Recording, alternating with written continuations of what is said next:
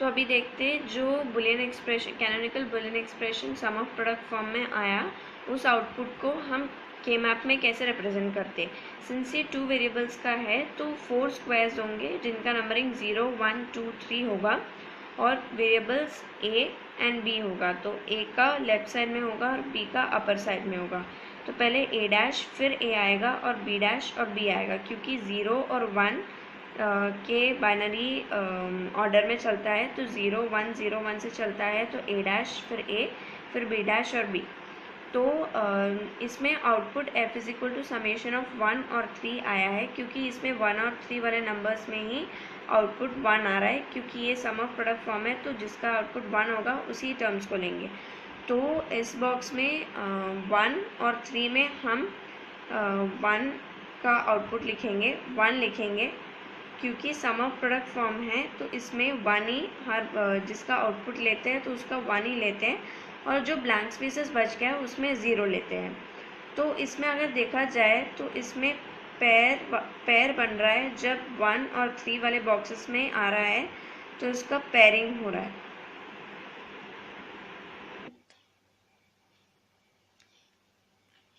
अब देखते हैं कैसे रिड्यूस करते के मैप को। तो के मैप रिड्यूस करने के लिए ऑर्डर रहता है, पहले ऑक्टेट, फिर क्वाड, फिर पेयर, फिर ब्लॉक।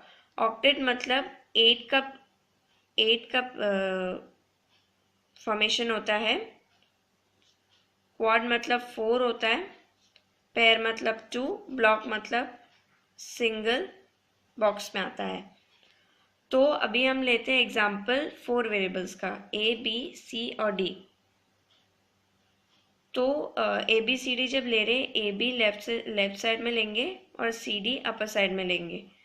तो यहाँ पे 2 वेरिएबल्स साथ में हैं, तो 0, 0, 0, 1, 1, 1 और 1, 0 वाले ऑर्डर में चलेंगे। तो A dash B dash, A dash B, A B और ए बी डैश। ये इसलिए ऐसे ले रहे क्योंकि ये सम ऑफ प्रोडक्ट फॉर्म है। सिमिलरली सी और डी के लिए भी होगा। और इसमें नंबरिंग जैसे मैंने पहले बताई थी 16 बॉक्सेस होंगे, क्योंकि 2 टू द पावर 4 वाले फॉर्मूले में आएगा, तो 16 स्क्वायर्स होंगे और इसका नंबरिंग होगा 0, 1, 3, 2, 4, 5, 7, 6, 12, 13, 15, 14, 8, 9, 11, 10।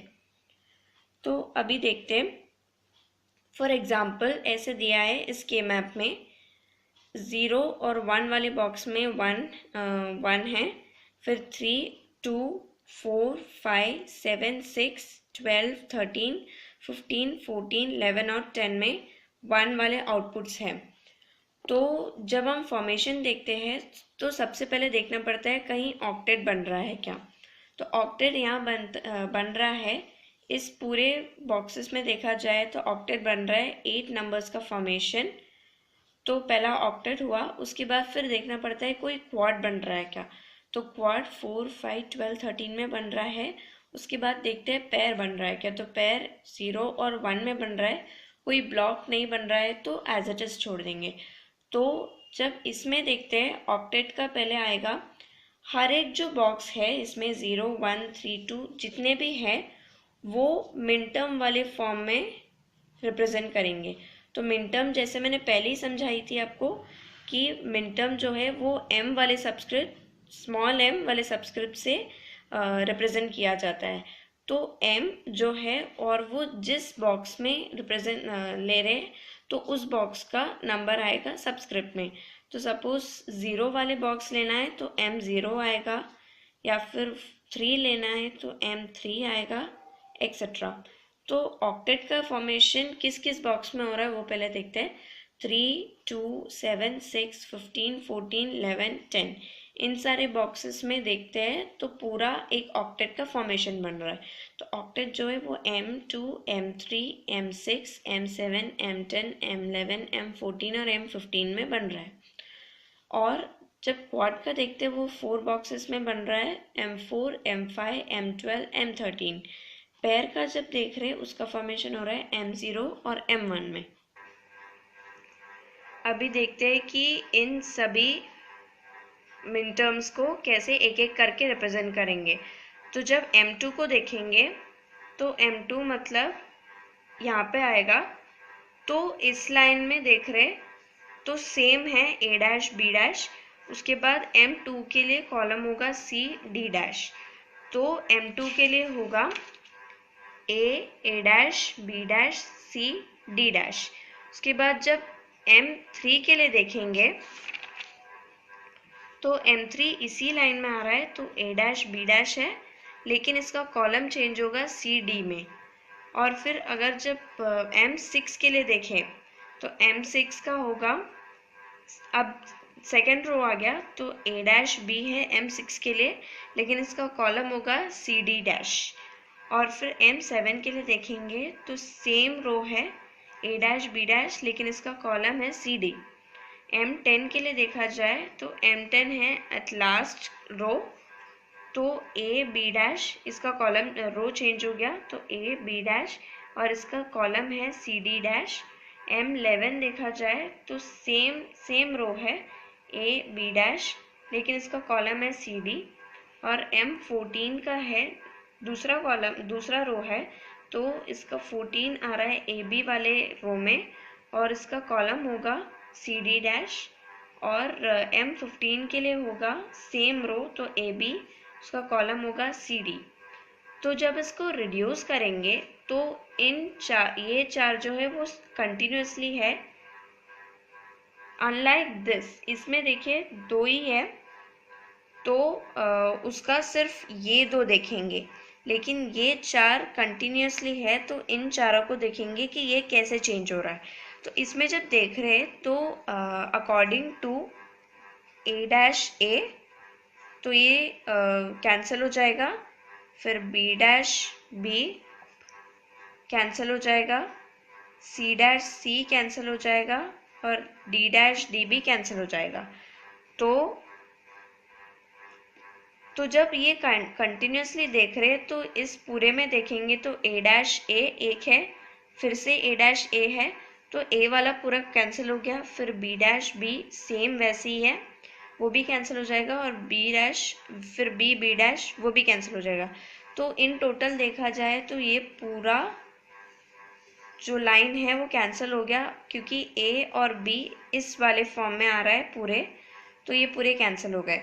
लेकिन जब ये जो है ऑक्टेट जो बन रहा है सिर्फ ये दो कॉलम्स में बन रहा है, तो इन दोनों कॉलम्स में देखेंगे तो सिर्फ इन दोनों को देखेंगे, तो इसमें जब देख रहे तो सिर्फ डी का इस प्रॉपर्टी में आ रहा है डी डी डैश, तो सिर्फ डी डी डैश कैंसिल हो जाएगा, लेकिन सी एज इट इज़ है, सी सेम है दोनों में, तो इसका आंसर होगा सी।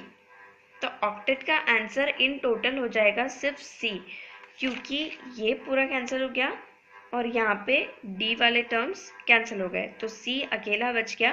तो ऑक्टेट में ये ध्यान रखने की ज़रूरत है, अगर 4 वेरिएबल्स है तो इसमें सिर्फ एक वेरिएबल आंसर के तौर पे मिलेगा। तो अगर अभी हम देखते हैं कि क्वाड का कैसे होगा, क्वाड को कैसे रिड्यूस करते हैं। तो क्वाड का जब देखेंगे तो इन 4 कॉलम्स में आ रहा है, इन 4 बॉक्सेस में आ रहा है, तो ये दो जो है इसमें कैसा है, तो ये चारों में आ रहा है, तो इस पूरे लाइन को देखेंगे, तो इसमें देख रहे हैं तो सिर्फ ये दो बॉक्सेस में आ रहा है, तो सिर्फ इन दोनों को देखेंगे। लेफ्ट एक्चुअली जब रिड्यूस कर रहे हैं तो पहले लेफ्ट साइड को देखना पड़ता है, फिर अपर साइड को देखना पड़ता है उस कॉलम के इसमें जो है साइमल्टेनियसली जो आ रहा है। तो इसमें जब देख रहे तो ये दो चीज़ देखेंगे, तो इसमें जब देख रहे ए वाला जो है इस प्रॉपर्टी में आ रहा है ए डैश ए, तो वो कैंसिल हो जाएगा, लेकिन बी जो है वो वैसे की वैसे ये सेम सिमिलर है, तो बी रहेगा।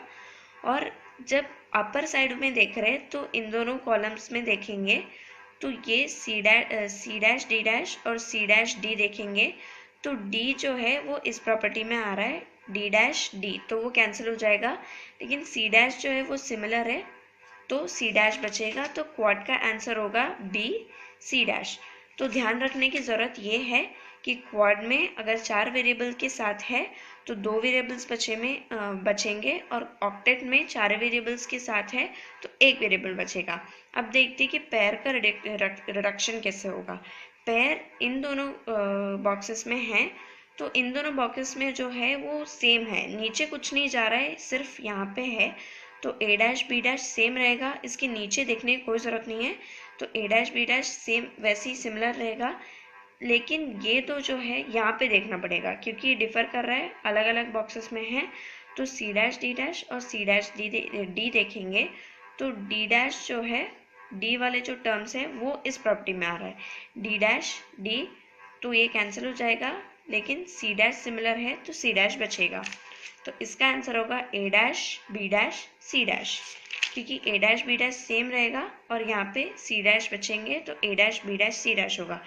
तो अब फाइनल पॉइंट ये है कि ऑक्टेट में एक वेरिएबल बचेगा, क्वाड में 2 वेरिएबल बचेंगे और पेयर में 3 वेरिएबल बचेंगे।